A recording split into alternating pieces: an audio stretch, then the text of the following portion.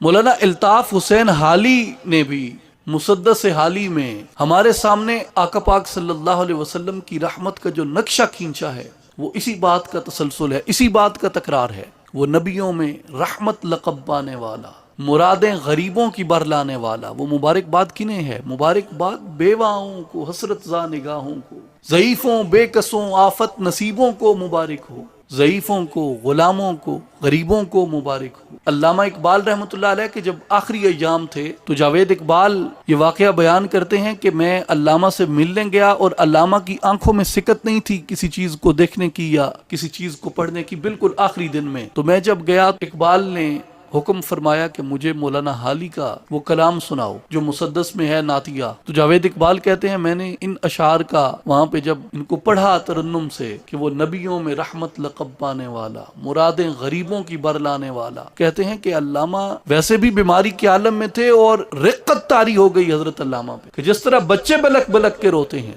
یہ پورے دین کا مغز ہے، یہ دین کا نچوڑ ہے آقا پاک صلی اللہ علیہ وسلم کی شان رحمت۔ یہ اگر آپ اہل کلام اور اہل فلسفہ کو دیکھیں تو وہ یہی بیان کرتے ہیں کہ بندہ جس قدر خدا سے قریب ہوتا ہے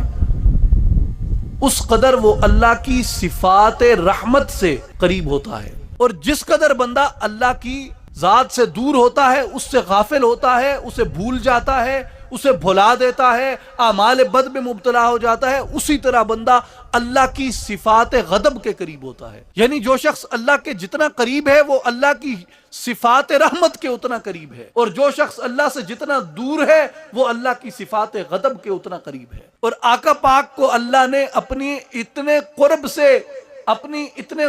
نوازا، اپنی اتنی قرب سے نوازا، اتنے قرب سے نوازا کہ جو قرب کائنات کی کسی مخلوق کے حصے میں نہیں آیا، اشرف المخلوقات عالم انسانیت میں بھی کسی کے حصے میں نہیں آیا۔ اسی لیے لوگوں نے کہا کہ آقا میں آپ کی شان کیا بیان کر سکتا ہوں، لا یمکن الثناء کما کان حقہ،